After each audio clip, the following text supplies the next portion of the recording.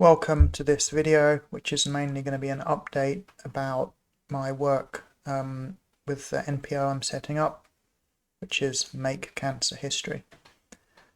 Just briefly, I'm doing okay. Very painful last couple of days. Abdominal pains from the surgery from last year.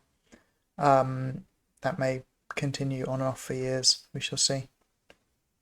But yeah, I've actually been doing some stuff for the non-profit, which is has been good. So one thing I'm doing now is helping people who want to get very advanced cancer treatment in Japan. So many people outside of Japan. People are kind of hearing about my story in various Facebook groups for cancer patients and on Twitter. So some people have been contacting me asking about the treatment in Japan. The treatment in Japan is quite different from cancer treatment in other countries. So standard cancer treatment here is similar to other countries, but I think the actual quality of treatment is higher.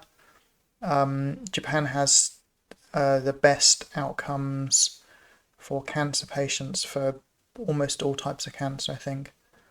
I don't know how reliable the statistics are, but there are various statistics published online that are things like median overall survival, and yeah, you can use those statistics to make some kind of comparison of the cancer care in different countries. Of course, there are genetic differences, and certain cancers are far more common in some countries than in other countries. But Japan comes out pretty high everywhere, sort of for every different kind of cancer, and like across the spread of ages as well.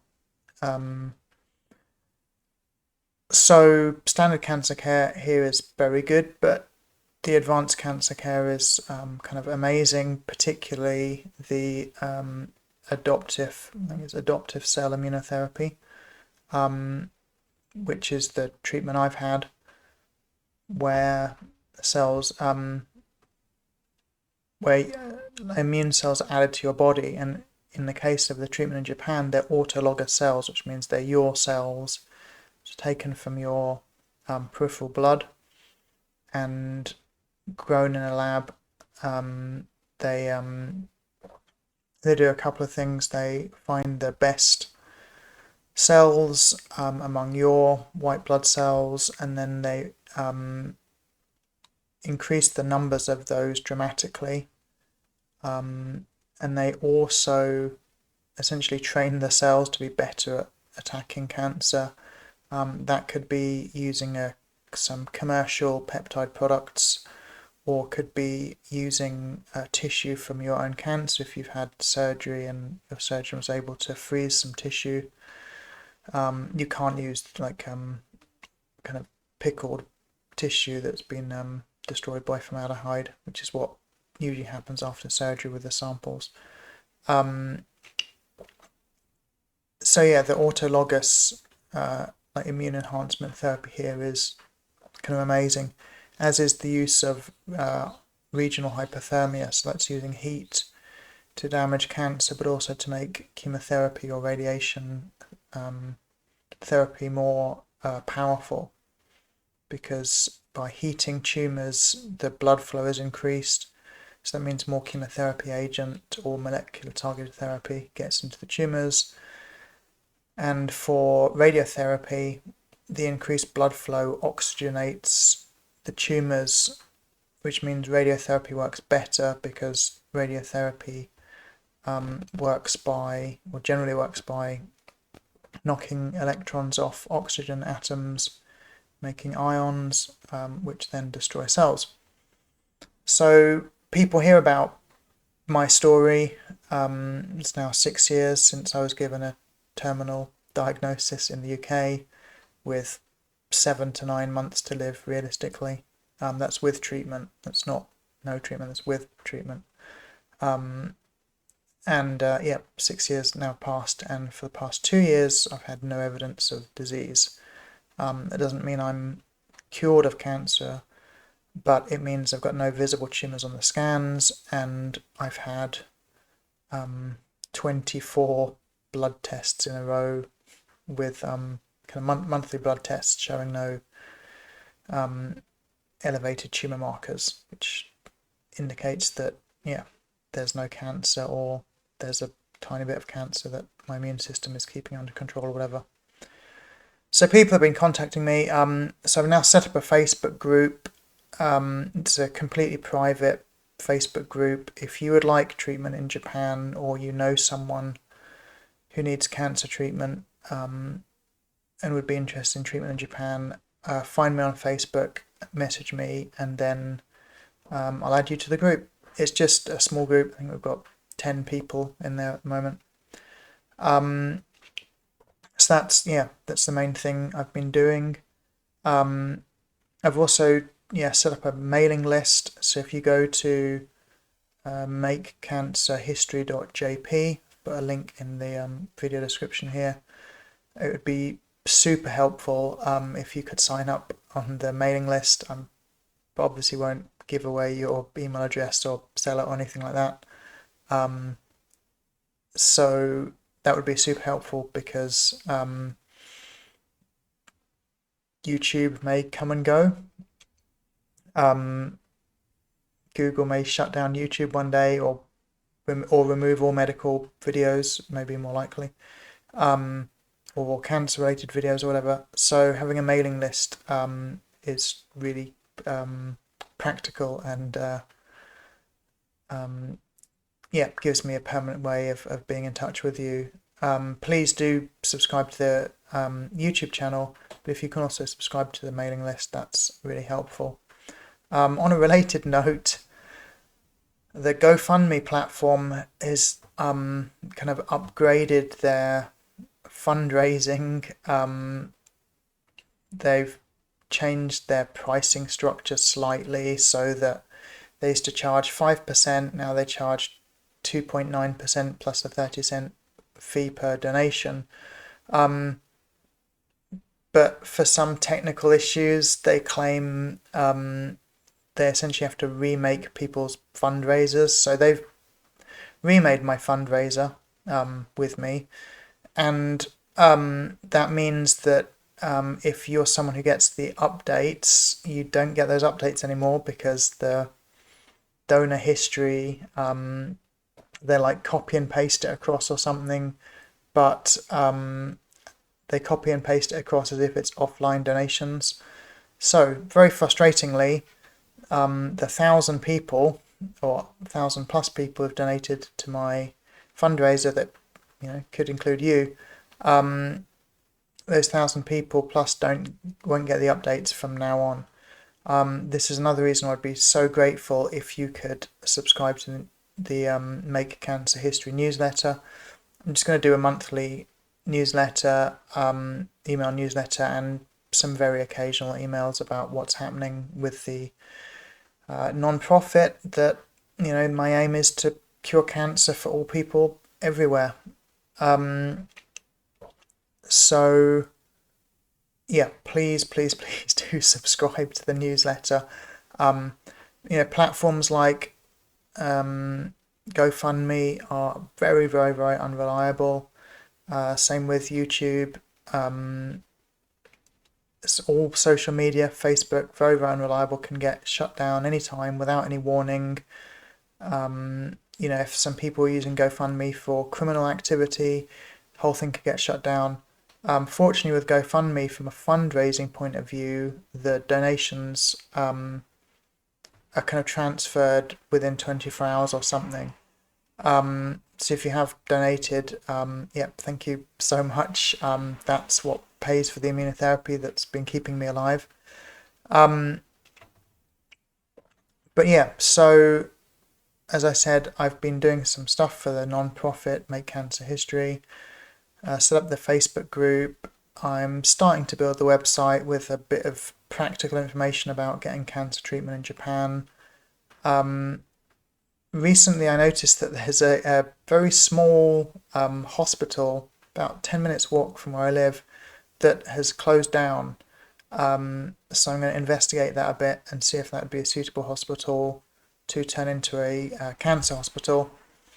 I can own a hospital, I think, as a non-profit when all the paperwork's done. I can't manage it in Japan. One of the reasons healthcare is so good is there's a law that says hospitals must be managed by doctors.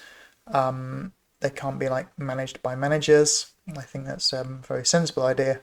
So, but fortunately, I have a doctor who I think is going to be willing to run the hospital.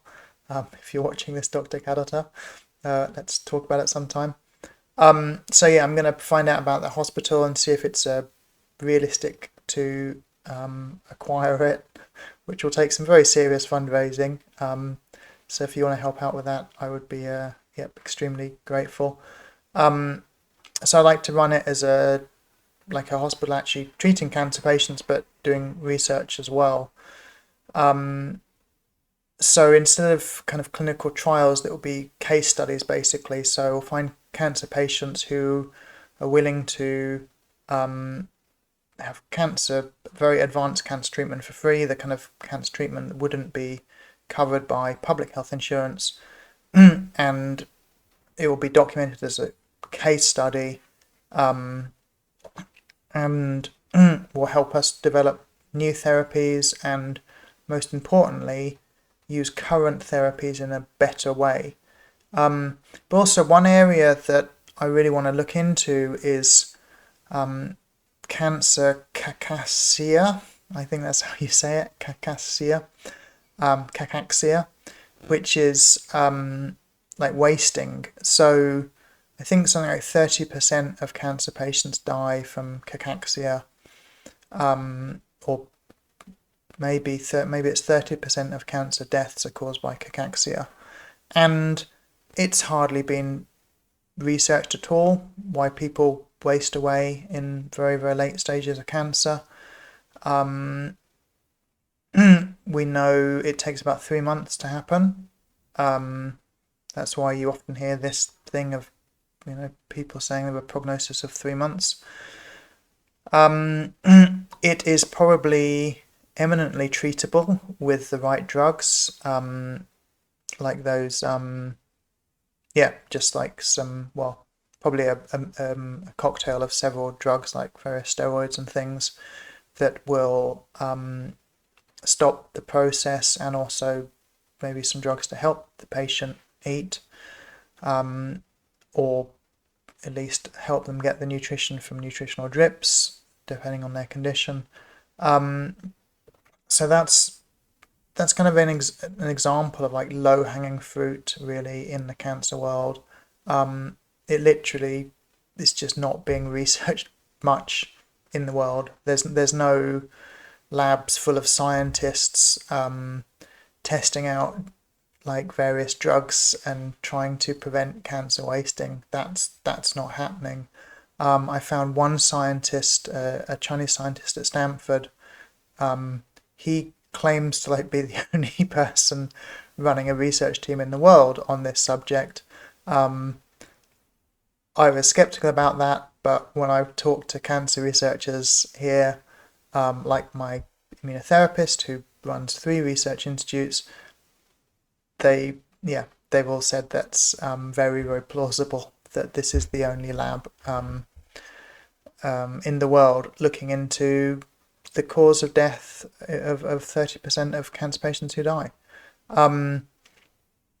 So yeah, that's an example of the kind of thing that we could make real progress on. I mean, save a lot of lives quite quickly, because this would be a case of not inventing new drugs, but probably looking at drugs that are commonly used for other things that inhibit this wasting as a side effect, of the drug, and yep, do some research, do some studies, and we could be treating people with old, cheap, safe drugs.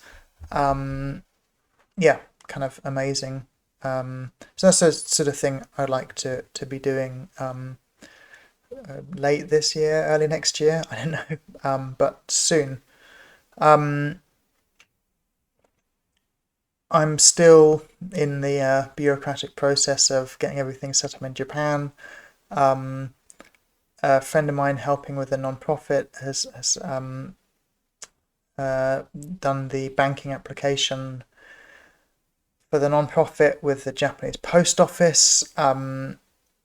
We now have to wait, I think 3 more weeks. I think we did a week and a half ago. We have to wait 3 more weeks to get an answer whether they're going to let us open the bank account. I suspect they're going to say no, and we have to redo the process, which will take another month. Yeah, it's very, very, very bureaucratic for no reason at all. So, yeah, we're going through that process, and then we'll be able to accept online donations. Because at the moment I'm just using my crowdfunding campaign, which is not ideal. It'd be much better for not for donors, but for me from a legal point of view, to have everything completely separate, right? So that when there's an audit or whatever, it's much easier than having to like go through everything in the bank account records line by line, kind of saying, what donation was for what and this kind of thing. Yep, so I'm also looking into crowdfunding in Japan, trying to find a platform I can use. Looks like it's going to be tricky to use GoFundMe for a Japan-based non-profit, just because GoFundMe is really designed for like 11 countries, of which Japan is not one. There are various Japanese crowdfunding platforms. They all look like junk to me. And to be fair, they're aimed at people making a physical product to sell, not people raising money for non-profit. Yeah, running things from Japan is difficult when you're dealing with mainly US based platforms or whatever. Just again, maybe a trivial example, but Amazon have a wish list system which is fantastic for non-profits because you can make a list of things that you need. People can buy them from Amazon and they get delivered to you, which is really great for people who want to give like a very tangible gift, right? They buy a laser printer for the office of a non-profit organization or whatever it is, or buy food on Amazon for a non-profit that's feeding the homeless. That kind of stuff is fantastic. Problem is that Amazon have a whole bunch of sites like Amazon.com, Amazon.co.uk, Amazon.jp, and there's no single sign-on. So what that means is that you can't sign on to Amazon.co.jp with your Amazon.com account, which makes it difficult, or it's just an extra barrier for someone in the US or whatever who wants to help out with my nonprofit. They can't easily just log into Amazon, choose something on the wish list, and get it sent. So I will talk to Amazon about that. See if there's some kind of workaround they could do for the wish list thing. And I think the wish list thing was like set up for wedding gifts and stuff or birthday gifts. It's not for donating to non-profits, but it's just such a fantastic thing for people to be able to choose physical things on an Amazon wish list that a non-profit desperately needs. Yeah, so I'm going to wrap up now. There's loads more I would like to talk about, but I know this, yeah, it's getting long already. Please do sign up on the newsletter of makecancerhistory.jp. Link is in the video description. And if you haven't subscribed to the YouTube channel, please subscribe too. Just hit the subscribe button, and I'll be in touch soon. Thanks ever so much for your time and attention and your donations, which have kept me alive for the past 6 years, incredibly. Thanks.